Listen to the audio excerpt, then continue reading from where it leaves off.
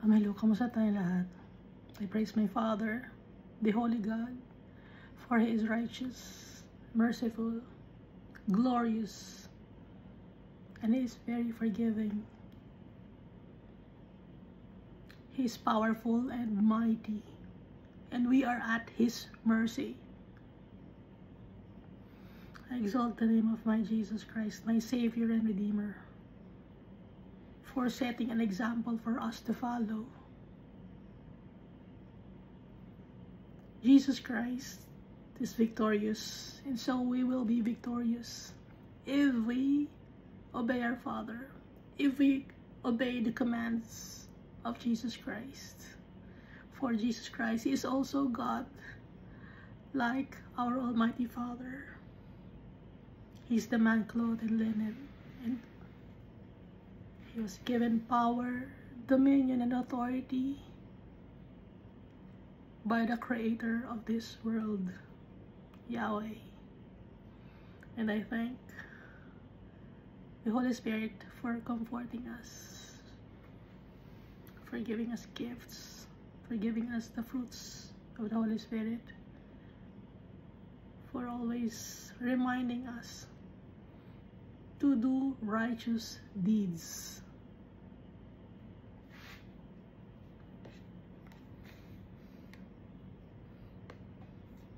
Si Almighty Father, kaya niyang gawin ang lahat. Sometimes those events or experiences may bruise us, may hurt us, but it's a learning curve for us to be like Jesus, to become perfect like Jesus. For now, we are not yet perfect, but time will come we will be like Jesus. And that's because of our Father molding us into the image of Jesus Christ.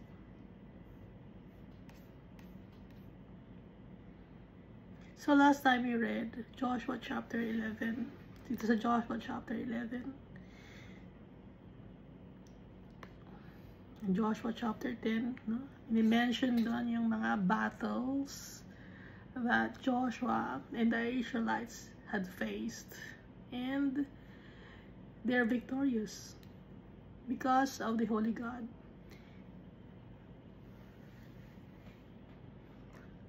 Si Almighty Father ang nakipaglaban sa mga enemies ng mga Israelites. Ano lang ang ginawa ni Joshua and the children of Israel? They obeyed the commands of the Holy God, not to be afraid, na gumawa ng step or leap of faith, gumawa, humakbang, isang hakbang ng mga tao.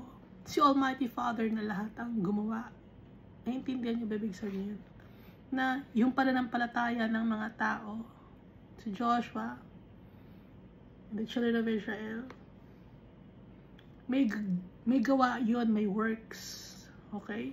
Hindi sila natakot. And so, ang ginawa ni Almighty Father, siya ang nakipaglaban sa lahat. Binigay ang mga inheritance ng mga Israelites. Binigay sa kanila ang kanilang land flowing with milk and honey. So dito sa Joshua chapter 12, mababasa natin 31 kings ang natalo ng mga Israelites. Si Moses, he conquered 2 kings. Yung king ng Amorites at king ng Bashan. So yung lupa na nakuha from the king of Bashan and the king of Amorites, inibinigay sa mga tribe of Reuben, tribe of Gad, and half of the tribe of Manasseh. So yung iba wala pang mga inheritance, wala pang lupa, no? So kaya nga dito, yung kay Joshua na, Joshua conquered 31 kings.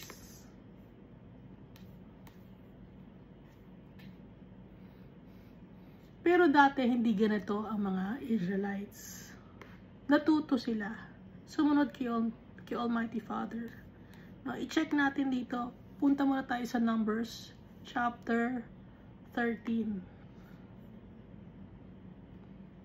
So nakita natin ano?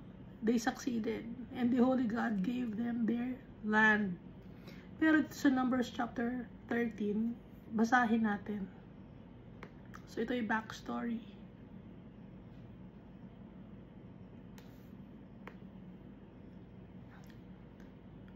Numbers chapter 13. And the Lord spoke to Moses, saying, I send men to spy out the land of Canaan. Inutusan ni Almighty Father si Moses na magpadala ng mga tao na mag-i-spy or mag-check ng land of Canaan, which I am giving to the children of Israel.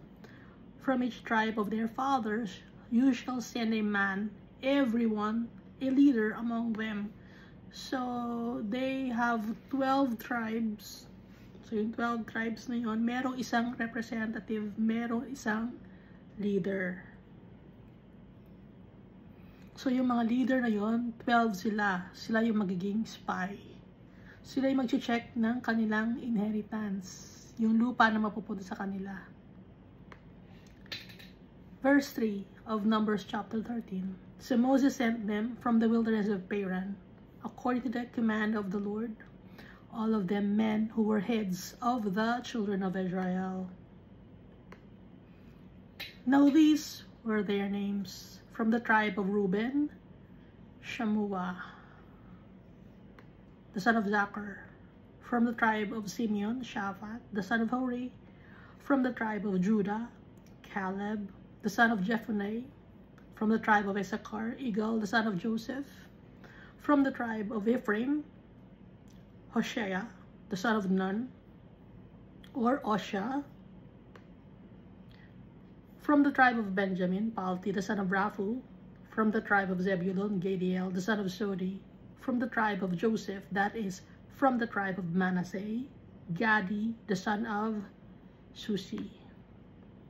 From the tribe of Dan, Amiel, the son of Gemali. From the tribe of Asher, Sethor, the son of Michael. From the tribe of Naphtali, Nabi, the son of Bopsi. From the tribe of Gad, Geuel, the son of Maki. Dito sa verse 11, from the tribe of Joseph, that is from the tribe of Manasseh, Gadi, the son of Sushi. Instead of the tribe of Joseph, since si Ephraim, may sarili na siyang tribe. Kasi wala yung tribe ni Levi. Dahil hindi magkakaroon ng inheritance na lupa yung tribe ni Levi. Kaya ang ipinalit ng Almighty Father ay yung tribe ni Ephraim. Since nandun na yung tribe ni Ephraim, ngayon, yung tribe naman na natira na si Joseph, since yung anak na niya na si Ephraim, na sariling tribe, ang ibinigay na isang tribe ni Joseph ay naging tribe of Manasseh na. No? Baka nagtatanong kayo, asan yung tribe ni Joseph?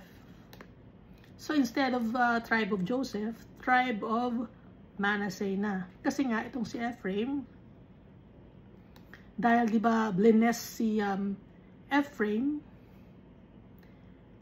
ni Jacob. So nagkaroon siya ng sarili niyang tribe. Tapos, itong si Manasseh, sinakop na niya yung tribe ni Joseph. So, siya na ang pumalit. Instead of tribe of Joseph, tribe of Manasseh. At hindi binanggit ulit yung Levi, no? Kasi nga, yung tribe of Levi, wala silang inheritance na land. Anong meron sa kanila? Tithes. Yun ang ibibigay sa kanila. Yung portion ni Almighty Father, ibinigay sa Levites. Verse 16, these are the names of the men whom Moses sent to secretly search or spy out the land.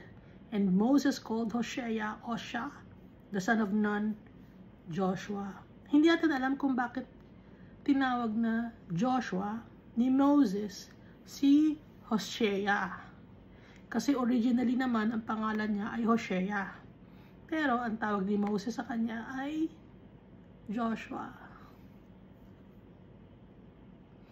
Na ibig sabihin ng Joshua ay God is my salvation or God is my redeemer. Same as the name of Jesus, no? Redeemer, Savior.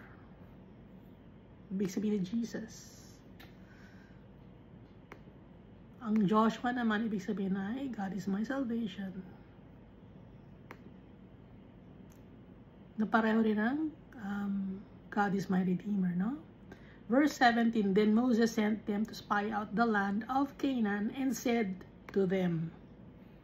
So nagbilin si Moses. Meron siyang mga ibinilin sa mga 12 spies to search out the land. Anong mga binili niya? Go up this way into the south. Sa south sila dadaan and go up to the mountains. Sa south sila dadaan papunta sa mga mountains. And see what the land is like. I-check nyo kung ano ang lupain.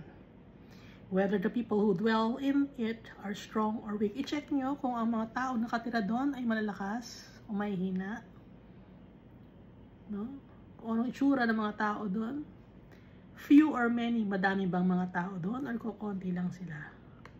Verse 19, whether the land they dwell in is good or bad. Maganda ba yung lupa kung saan sila nakatira? Pwede bang taniman?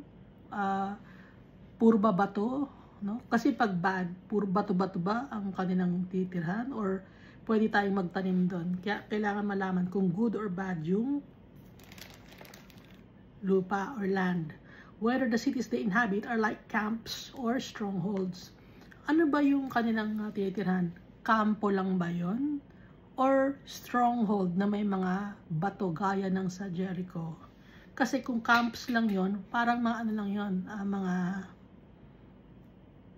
parang booth lang na pwedeng tanggalin agad-agad.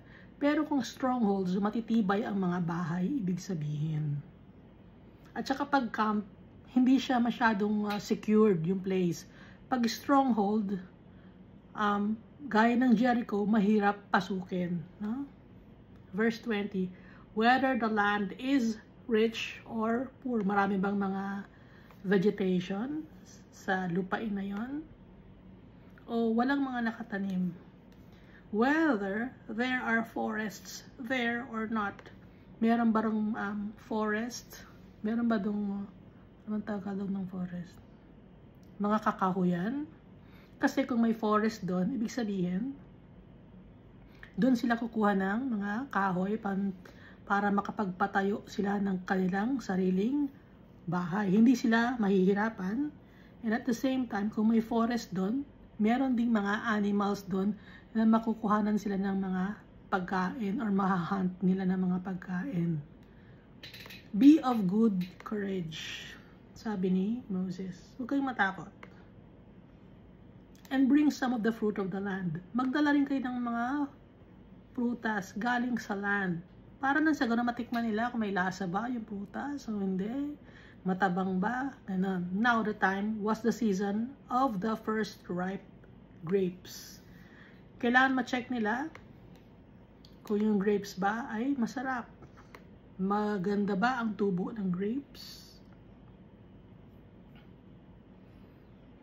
Kasi maraming paggagamitan yung grapes, no? Pwedeng gawin nilang wine yung grapes. At pwede din lang kainin. At pwede lang gawin pasas, gano'n. Verse 21. So they went up and spied out the land from the wilderness of Zin as far as Rehob, near the entrance of Hamath. And they went up through the south and came to Hebron, Ahiman, Sheshai, and Talmai. The descendants of Anak were there. Pag sinasabing descendants of Anak, yung mga lahi ni Anak or Anakim or mga Nephilim, mga giants. Alam naman natin yung mga Nephilim, lahi sila ng mga fallen angels na tumabi sila sa mga, or nakipag-copulate sila sa mga babae na humans. Kaya ang result ng kanilang mga anak ay mga giant. Example noon ay si Goliath, no? May lahi siyang Nephilim. Now, Hebron was built 7 years before Zoan in Egypt. So, mas ancient ang lugar na Hebron compared to Zoan na nasa Egypt. Dahil mas naunang na itayo ang civilization ng Hebron compared sa Zoan na nasa Egypt. Verse 23, Then they came to the valley of Eshcol, and there cut down a branch with one cluster of grapes. They carried it between 2 of them on a pole. They also brought some of the pomegranates and figs. Mga prutas, no? Nakatikim na ba kayo ng pomegranates and figs?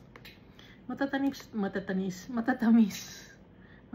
to, no? Grapes, figs, pomegranates. Matatamis na fruit siya, di ba?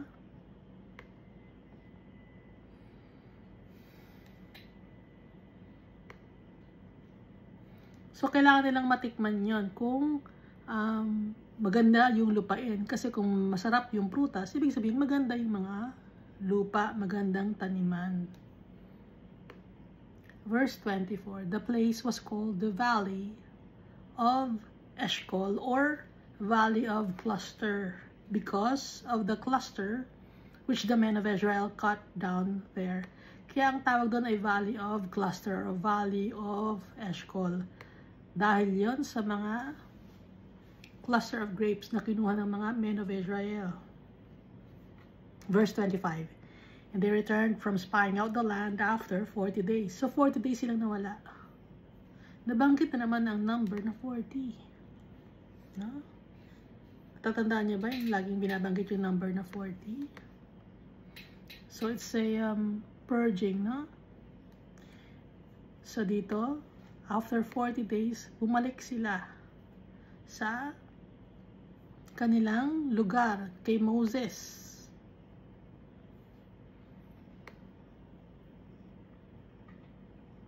Verse 26, now they departed and came back to Moses after 40 days, and Aaron and all the congregation of the children of Israel in the wilderness of Paran at Kadesh. They brought back word to them and to all the congregation and showed them the fruit of the land. Ipinakita yung prutas. Oh, masasarap ang prutas dito. Tikman natin.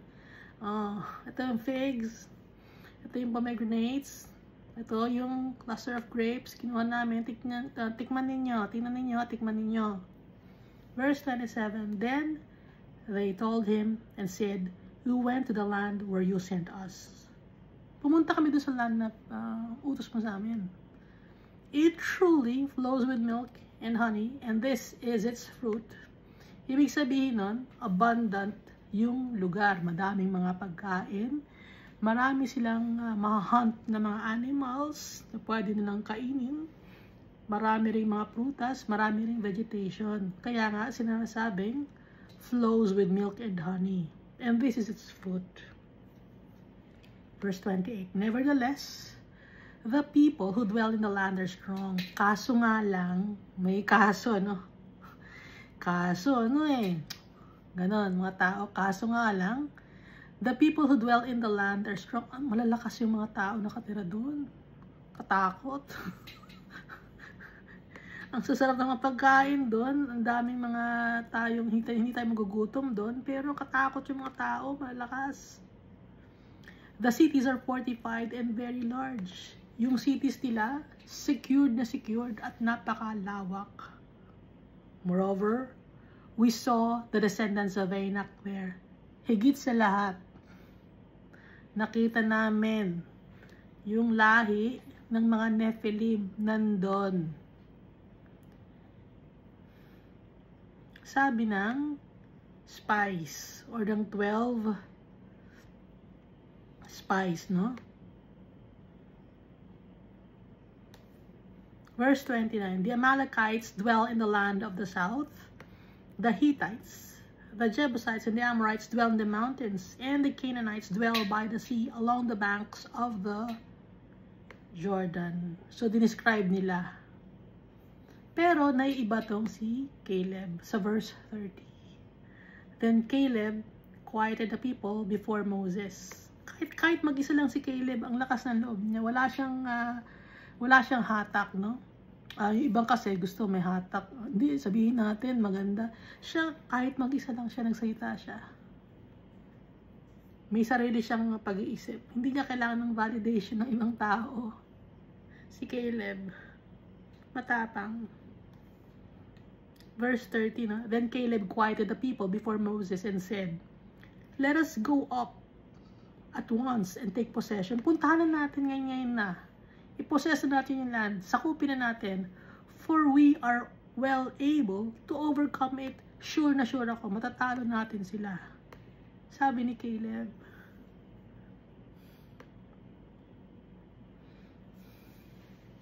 Nag-iisa lang si Caleb, no? Malakas ang loob niya. Hindi niya kailangan ng hatak. Hindi niya kailangan ng, hindi sabihin natin, ano. Wala siyang kinausap na iba na usap tayo, sabihin natin na kaya. Kundi siya lang, decision niya. Verse 31, but the men who had gone up with him said, "We are not able to go up against the people." Hindi natin kaya yon, for they are stronger than we. Mas malakas sila sa atin. Hindi natin kaya yon. Pero si Caleb, nag-iisa siya. Let us go up at once and take possession, for we are able to overcome it. Kaya natin yon. Matapang si Caleb. Verse 32. And they gave the children of Israel a bad report of the land which they had spied out. Pangit ang report na ibinigay nila ng mga spies kay Moses. The land through which we have gone as spies is a land that devours its inhabitants. Yung lupa, kung saan kami nag-spy, matatalo nun, or kinakain nun, or nagagapi nun, or inaapi nun yung mga taong nakatira doon. Malalakas sila.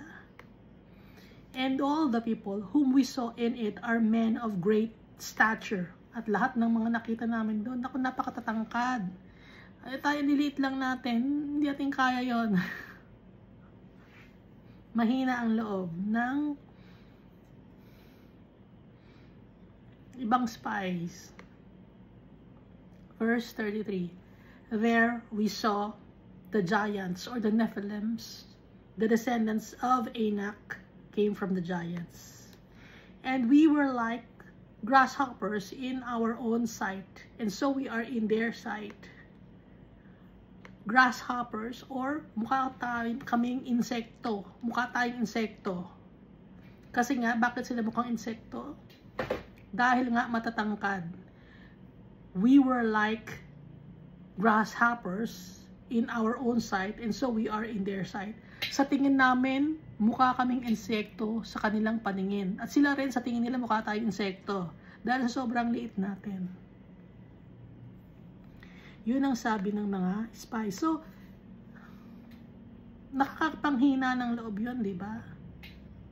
Nakakapagpa-low moral ng tao. Pero, iba si Caleb. Malakas ang loob ni Caleb. So, dito tayo ituloy natin sa Numbers chapter 14.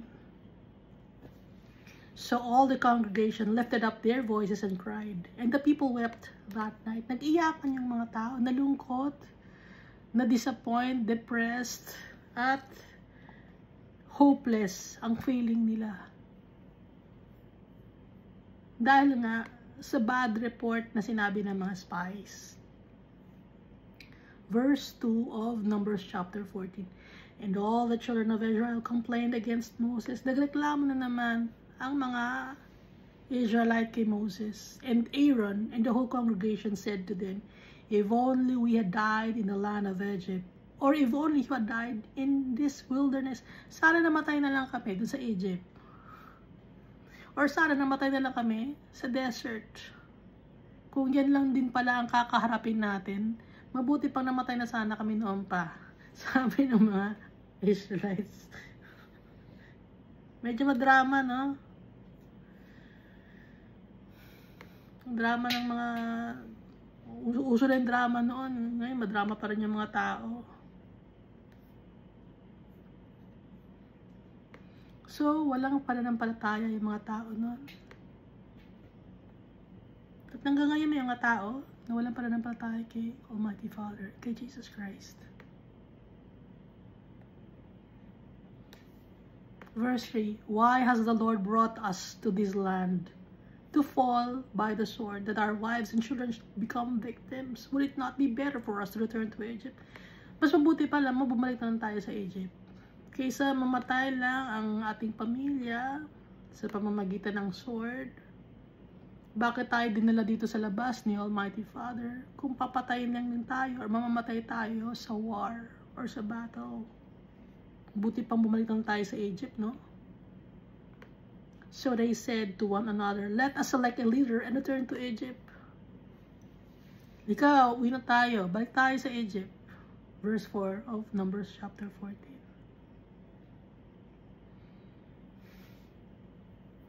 Mayayabang. Ang dami ng miracles na pinakita ni Almighty Father. Tapos kakalabanin lang nila mga tao. Nawalan agad sila ng pananampalataya. Verse 5. Then Moses and Aaron fell on their faces before all the assembly of the congregation of the children of Israel. Ngayon ito si Moses at si Aaron. Nalungkot.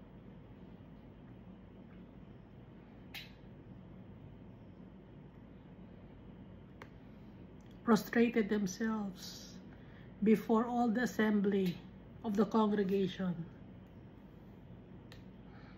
Verse 6, but Joshua the son of Nun and Caleb the son of Jephunneh, who were among those who had spied out the land, tore their clothes. Ibig sabihin ng tore their clothes, literal to na sinira nila yung kanyang damit, no? So, ibig sabihin nito ay nagsisi at nalungkot, nag-mourn or naglament dahil sa desisyon ng mga tao. Dahil wala silang pananampalataya kay Almighty Father. Kaya itong si Joshua, the son of Nun, tsaka si Caleb, the son of Jephunneh, nakasali sa mga nag-spy sa land. Sinira nilang kanilang mga damit. Verse 7, and they spoke to all the congregation of the children of Israel, saying, the land we passed through to spy out is an exceedingly good land. Nakita ni Caleb at saka ni Joshua yung kagandahan ng ibibigay na lupa sa kanila ni Almighty Father. Verse 8, if the Lord delights in us, then He will bring us into this land and give it to us, a land which flows with milk and honey. Kung matutuwa si Almighty Father sa atin, dadali niya tayo sa lugar na yon at ibibigay sa atin ang lupain na land flowing with milk and honey. Verse 9, only do not rebel against the Lord, nor fear the people of the land. Ang wag lang natin gawin ay ang maging rebelde tayo kay Almighty Father. Wag natin katakutan ng mga tao. For they are our bread. Their protection has departed from them, and the Lord is with us. Do not fear them. So, malakas ang pananampalataya ni Joshua at saka ni Caleb kay Almighty Father. Nakita nila yung kagandahan na ibibigay ni Almighty Father. No? So, ano to? Yung perspective ng other spies, pangit. Pero yung perspective ni Joshua at saka ni Caleb, maganda. Nakikita nila yung blessings. Ang nakikita ng ibang mga tao, pangit. Pero nakikita ni Joshua at saka ni Caleb, yung magandang ibibigay ni Almighty Father.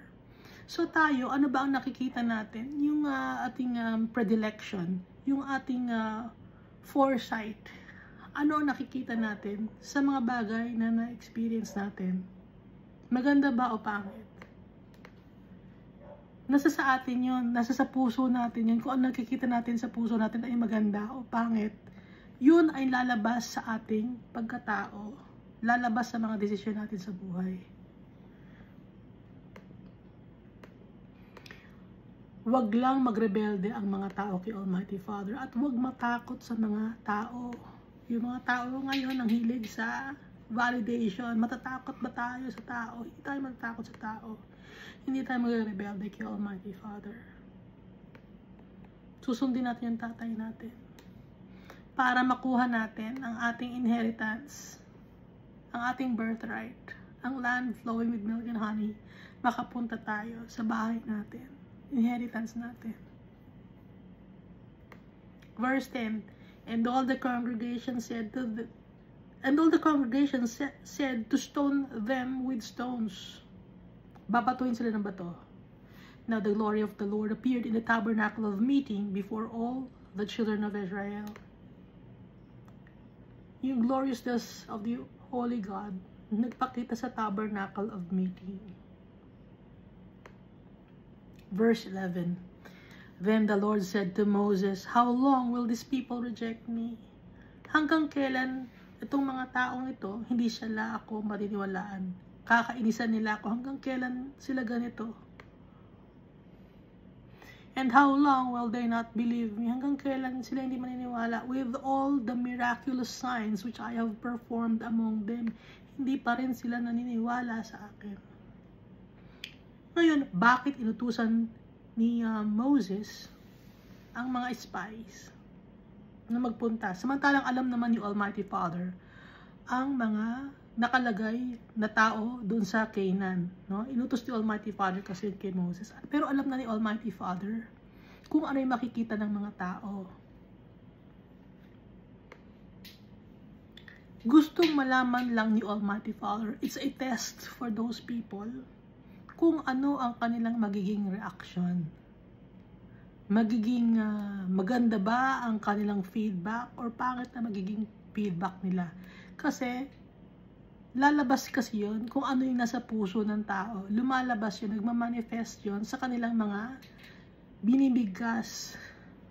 Kung ang kayabangan ay nasa sa puso mo, bumibigkas sa bibig mo yung kayabangan. Kung hindi ka naniniwala kay Almighty Father, ang bumibigkas sa bibig mo ay unfaithfulness.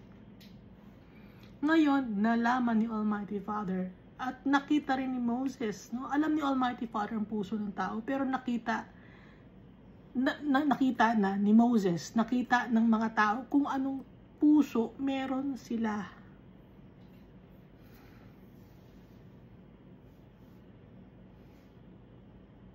Alam ni Almighty Father ang puso ng tao. Ngayon, nagkaalaman kung ano ang totoong nasa sa puso nila. Nalaman ni Moses, nalaman ni Aaron, nalaman ng buong congregation.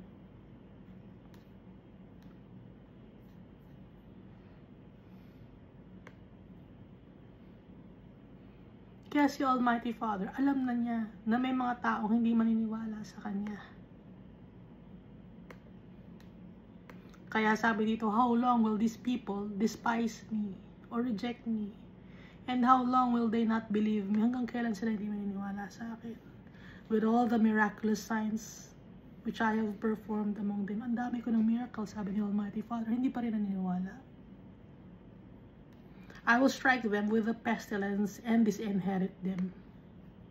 Dahil sa hindi sila naniniwala sa akin, wala silang pananampalataya sa akin, paparusahan ko sila, magkakaroon ng pestilence, at tatanggalan ko sila ng kanilang mana or mamanahin. Hindi nila makukuha ang kanilang inheritance. Dahil rebellious sila, hindi pa rin sila nagbabago, wala pa rin sila pananampalataya sa akin, i-disinherit ko sila. Pero bago yun, paparusahan ko sila ng pestilence or mga peste. And I will make of you a nation greater and mightier than they. Pero kayo, gagawin ko kayong nation na malakas at malaki kaysa sa kanila. And Moses said to the Lord, then the Egyptians will hear it, for by your might you brought these people up from among them. And they will tell it to the inhabitants of this land. They have heard that you, Lord, are among these people, that you, Lord, are seen face to face, and your cloud stands above them, and you go before them in a pillar of cloud by day, and in a pillar of fire by night. Naintindihan nyo? Dahil sa galit ni Almighty Father, sinabi niya, tatanggalan ko sila ng mana, at paparusahan ko muna sila. At ikaw, gagawin kitang magaling na nation. Itong si Moses, no? At mightier pa kaysa sa kanila, sa mga Israelites. Pero ang sabi ni Moses, mabait si Moses. Nasa sa kanya si Almighty Father. So it's a test also. Ito for Moses. Ano ang sagot ni Moses? Pag narinig tayo ng mga Egyptians na sinasabi niyo po yan, di ba ikaw ang nag-alis sa mga tao, sa mga Israelites sa Egypt?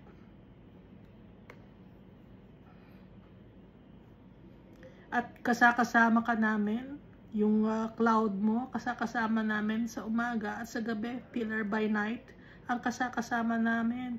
Now, if you kill these people as one man, then the nations which you have heard of your name, of your fame, will speak. Kung papatayin mo yung mga tao, ngayon yung mga kalaban namin, maririnig yon. At sasabihin nila, because the Lord was not able to bring these people to the land which He swore to give them, therefore He killed them in the wilderness. Mapapahiya ka, Almighty Father, sabi ni Moses. Test ito kay Moses.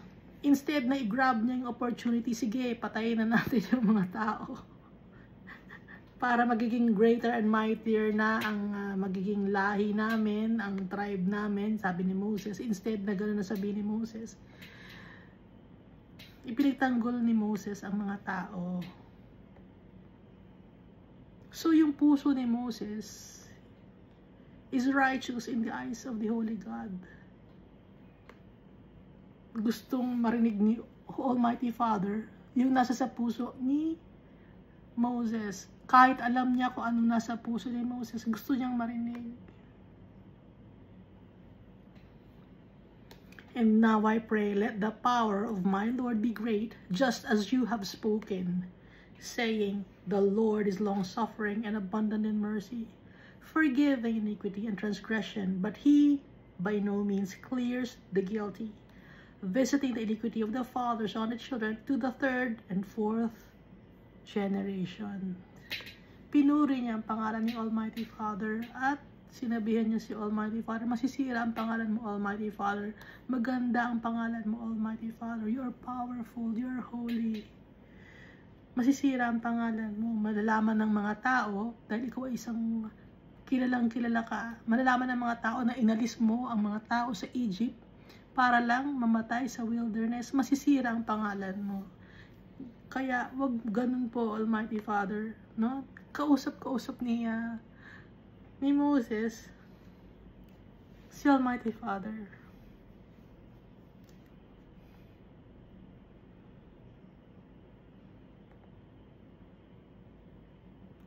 At inihingi niya ng tawad yung mga Israelites. Verse 19, pardon the iniquity of these people, I pray. Patawarin niya na po sila according to the greatness of your mercy. Pinupuri niya si Almighty Father because the Almighty Father is merciful. Hindi nagbabago si Almighty Father up to now. He's still merciful, still loving, no? Just as you have forgiven these people from Egypt, even until now. Pinatawad mo sila nung nasa Egypt sila. Hanggang ngayon patawarin mo pa rin sila, Almighty Father. Then the Lord said, I have pardoned according to your word. Dahil sa sinabi mo, papatawarin ko sila.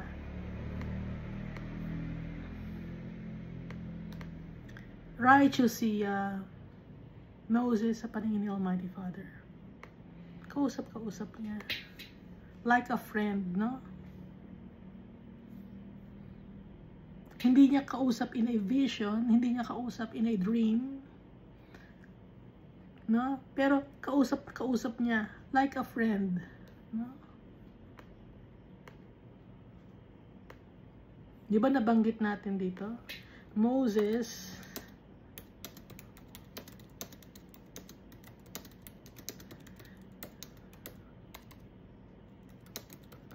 yung nung si Miriam ay nagkaroon ng skin disease, sinisiraan nila si Moses, nagchichismisan na yung kapatid nila, si Miriam tsaka si Aaron.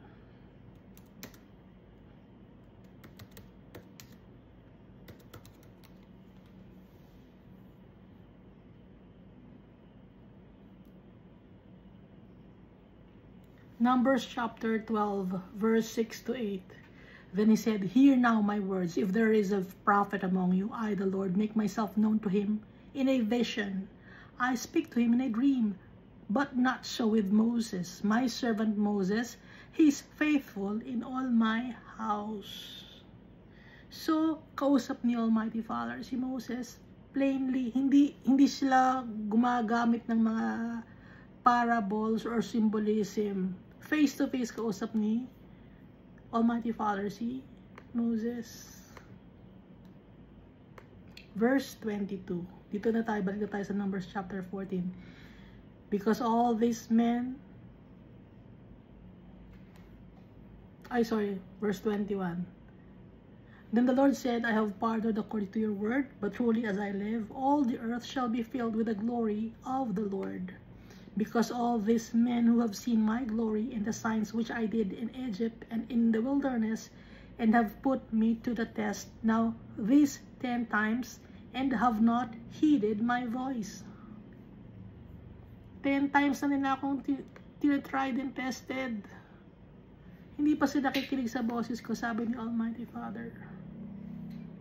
Ano ngayon, dahil sa matigas ang ulo nila, tinetest na si Almighty Father 10 beses na at hindi nakikinig sa Kanya. Anong gagawin ni Almighty Father? Verse 23. "They certainly shall not see the land of which I swore to their fathers, nor shall any of those who rejected me see it." Pag tayo, wala tayong pananampalataya kay Almighty Father, hindi tayo naniniwala sa Kanya, hindi natin makikita ang ating inheritance. Hindi tayo makakapunta sa ating rest. Kung hindi makakapunta sa ating inheritance, saan makakapunta ang mga tao na walang tiwala kay Almighty Father, hindi naniniwala kay Almighty Father? Saan sila mapupunta? Sa eternal damnation.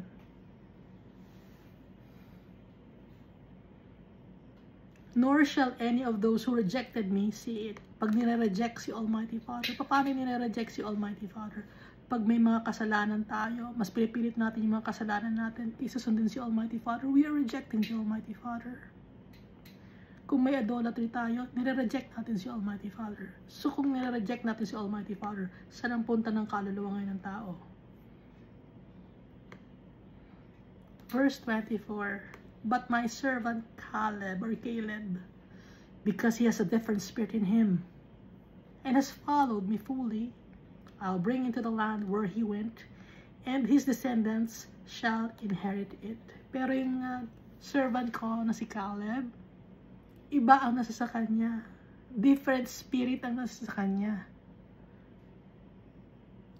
Sumusunod siya sa akin. May tiwala siya sa akin. May faith siya sa akin. Kaya ang gagawin ko, ibibigay ko sa kanya yung land. Pati na yung kanyang mga descendants makakapagkuha ng land. Mamamana ang land. Magiging inheritance nila. So, itong si Caleb, no, he was set apart from all the 12 spies. Verse 25 of Numbers chapter 14. "Now the Amalekites and the Canaanites dwell in the valley. tomorrow turn and move out into the wilderness by the way of the Red Sea. And the Lord spoke to Moses and Aaron, saying, so buhay pa rin dito si Aaron, ano?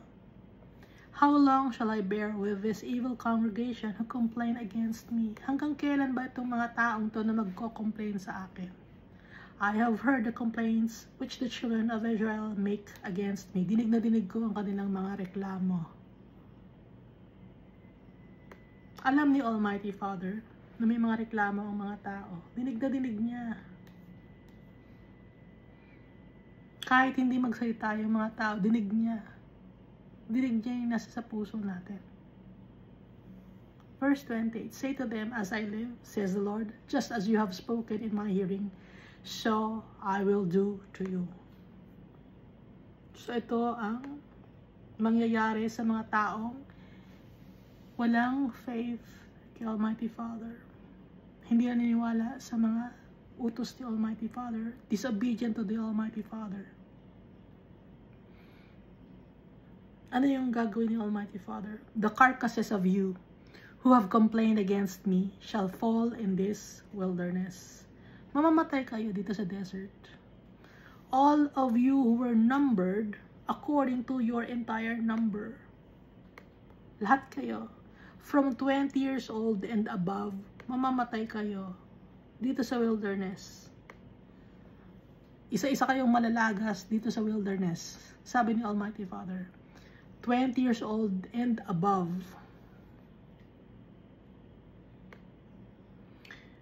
Except, may exception for Caleb, the son of Jephunneh, and Joshua, the son of Nun. Kasi si Caleb dito, he was 40 years old already, no? Si Joshua, hindi natin alam kung anong edad dito, pero hindi na siya teen, kundi matanda na rin si Joshua.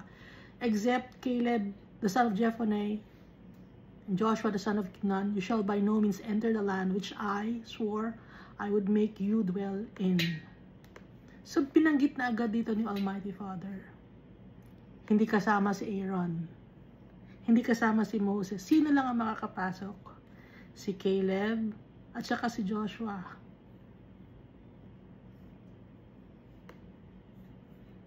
And then, sino pa yung makakapasok? Yung mga 19 years old below.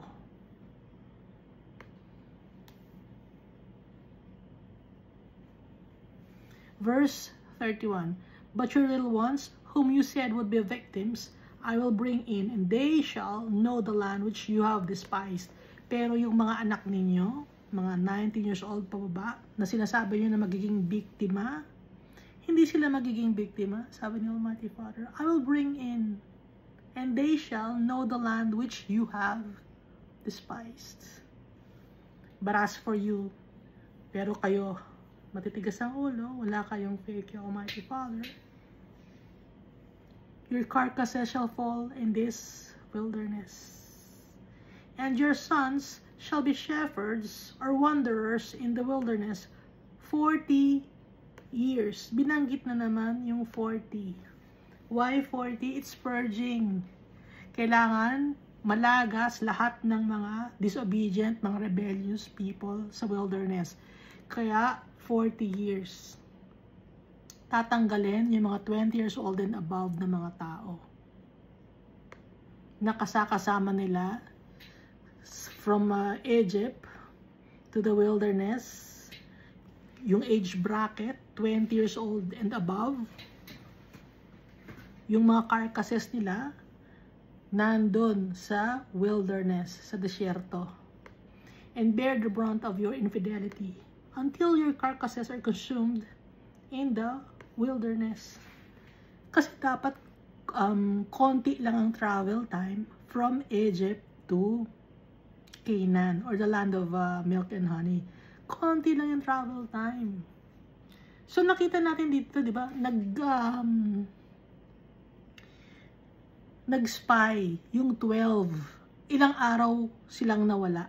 40 days. No? Ngayon, bakit tumagal sila sa disyerto? Yung mga tao, Dahil nga inaantay na malagas yung mga tao. 40 years, it's a purging. So itong si Joshua, si Caleb, 40 years old siya nang nangyari to. Ngayon, after 40 years pa, sila ulit makakabalik sa land flowing with milk and honey. So magiging 80 years old na si Caleb noong time na yon. Dahil nga sa katigasan ng ulo ng mga tao. So tayo, paano natin may apply ito sa buhay natin ngayon? Huwag tayong matigas ang ulo dahil tatagal tayo.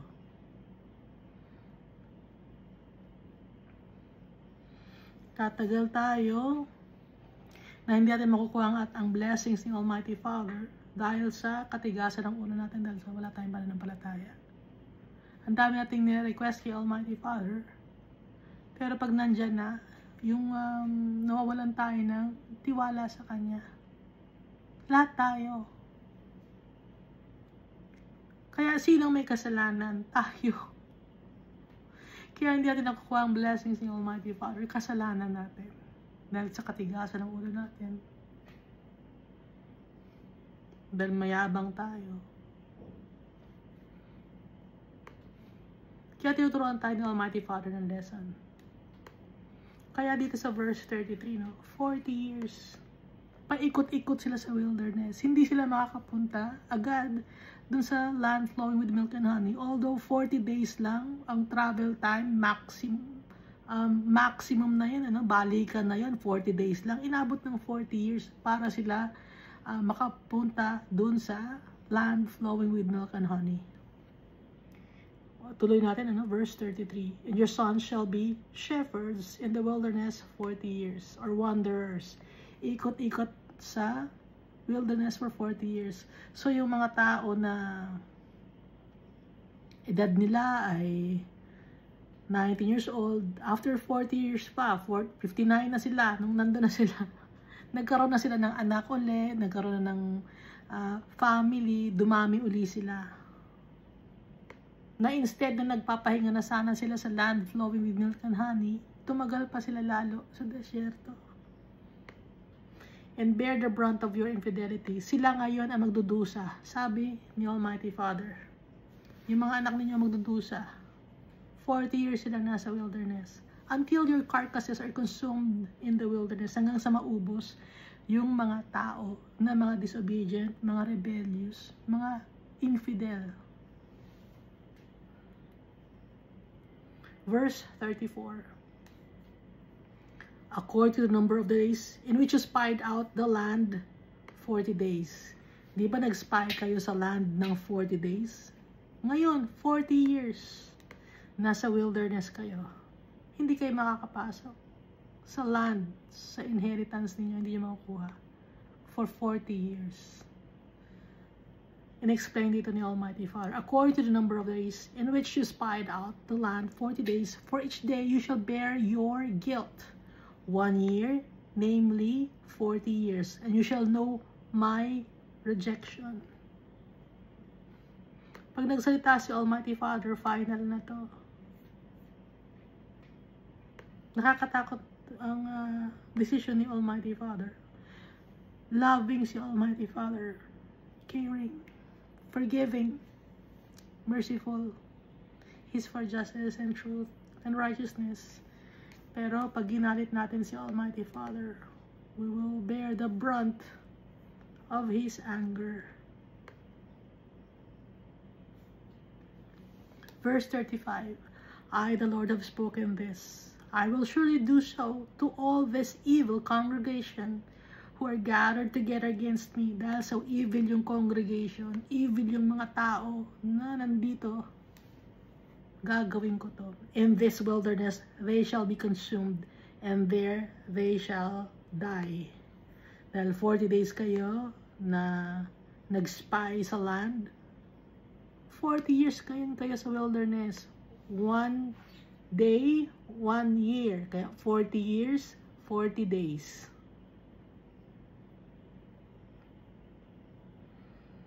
Verse 36. Now the men whom Moses sent to spy out the land, who returned and made all the congregation complain against him by bringing a bad report of the land, those very men who brought the evil report about the land died by the plague before the Lord. So, sino yung evil men? Di ba 12 spies sila? Ngayon, ano ang report na magandang sinabi? Si Caleb, maganda ang report na sinabi niya. Tapos si Joshua, ganun din. So, yung 10 na mga leaders of each tribe, namatay sila by plague before the Lord. Pinatay sila ni Almighty Father.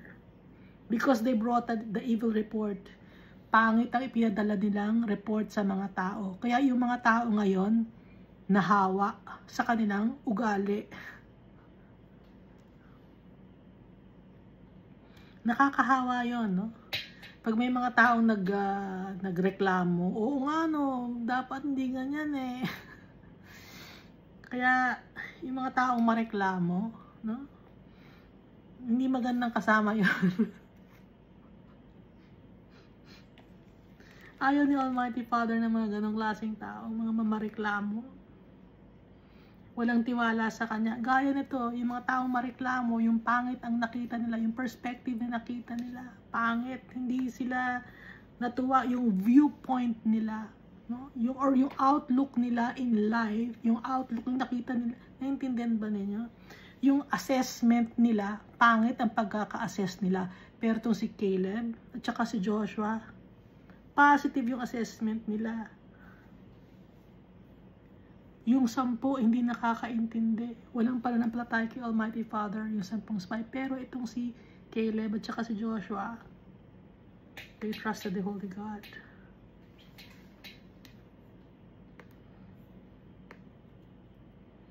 So ano ngayon ang kaparusahan sa mga taong walang tiwala kay Almighty Father?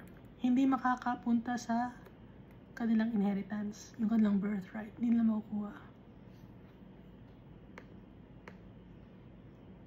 Verse 38.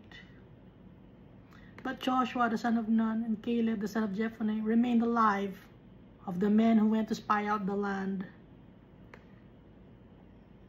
Then Moses told these words to all the children of Israel, and the people mourned greatly. Sinabi ni Moses kung ano ang sinabi ni Almighty Father. At yung mga tao ay nag-iyakan at naglament. Dahil 40 years pa sila mag-stay sa wilderness.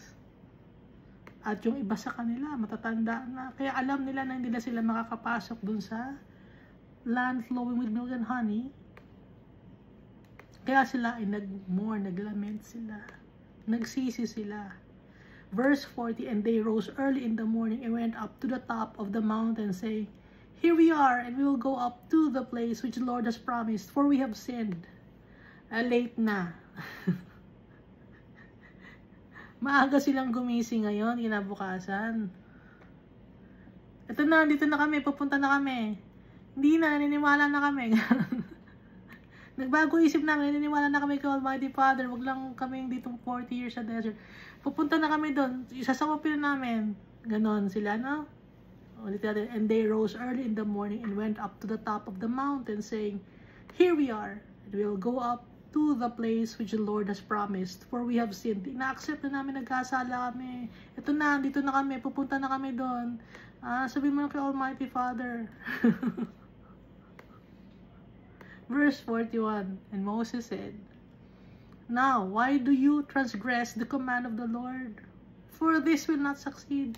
O ngayon, bakit yung pinangungunahan si Almighty Father? Nagsabi na si Almighty Father.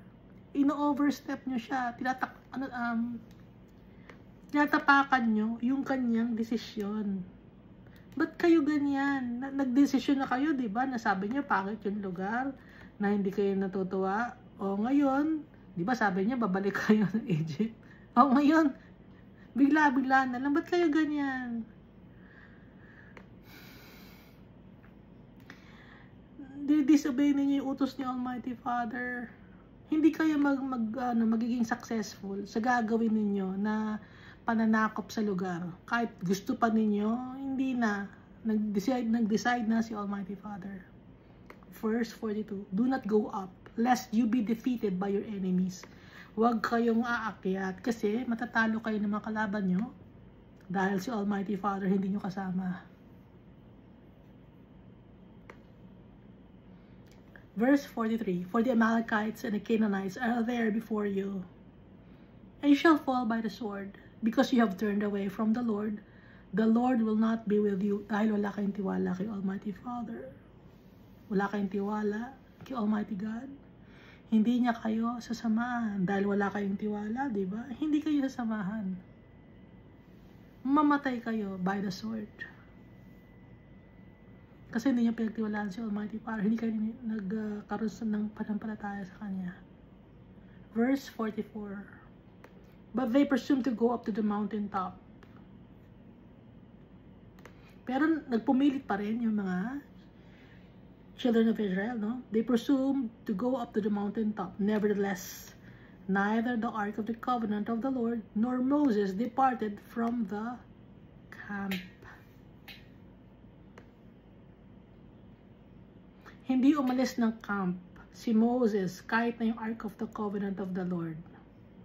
So, kahit nagpunta sa mountaintop, yung mga tao, hindi sumunod yung Ark of the Covenant kasi yung Ark of the Covenant, nandun yung holiness ni Almighty Father, yung cloud, no? Nasusunod sa, yun dapat ang susundan nila, sign na kasama nila si Almighty Father, kasama yung Ark of the Covenant. So, since wala yung Ark of the Covenant doon, hindi nila kasama. Si Moses hindi rin nakasama. Matatalo sila. Verse 45. Then the Amalekites and the Canaanites who dwelt in that mountain came down and attacked them and drove them back as far as Hormah. Kaya nga dito sa last verse ng Numbers chapter 14, hindi sila naging successful. Hindi sila victorious sa pagkikipaglaban sa mga Amalekites at saka sa mga Canaanites dahil nag-decide na si Almighty Father. Kaya tumagal sila sa desert, sa wilderness ng 40 years because of their disbelief to the Almighty Father and being rebellious. So tayo, kaya tayo maniniwala sa tatay natin. Patuloy pa ba tayo magiging rebelde? Patuloy pa ba tayong mamumuhay sa ating mga kasalanan? Hindi ba natin susundin ang sinasabi ng ating tatay? Ni Almighty God?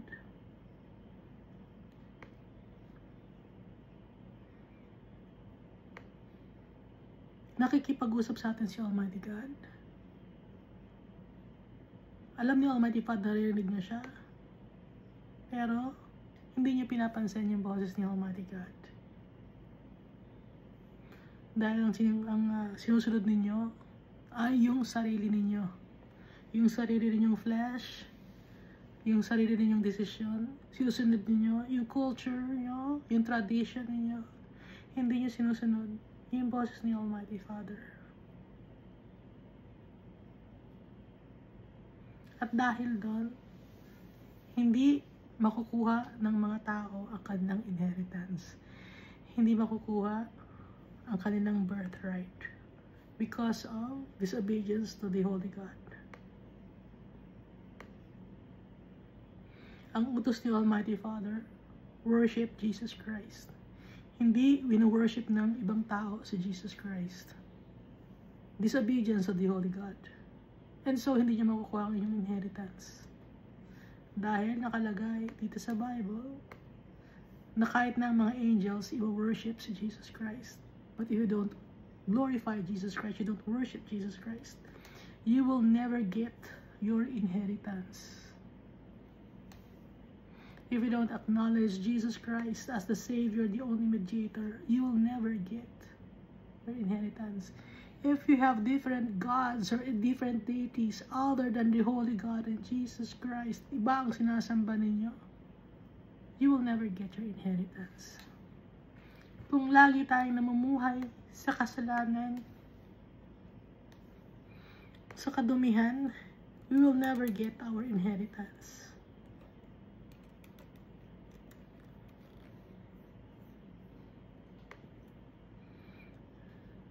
If we are enabler, hinahayaan nating magkasala ang kapwa-tao natin, hindi natin makukuha ang ating inheritance. Kung mayabang tayo, hindi natin makukuha ang ating inheritance.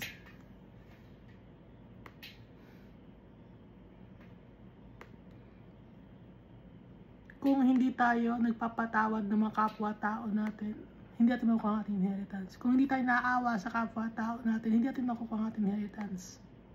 Kung wicked tayo, punong-puno tayo ng inggit. Kung greedy tayo,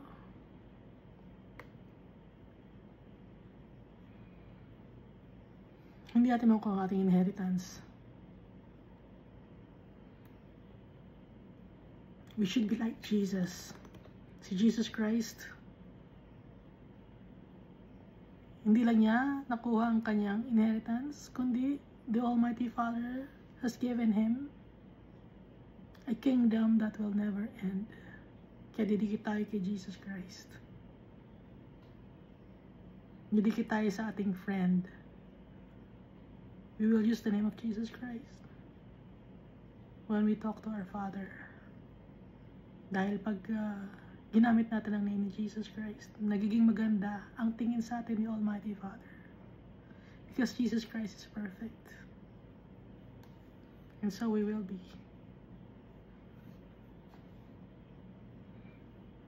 At pagkasama na natin ang ating mga brethren in heaven, sabay-sabay sa atin ibibigay ni Almighty Father ang ating inheritance. Our inheritance is our Father. He is our real treasure. Thank you, and God loves us all so much.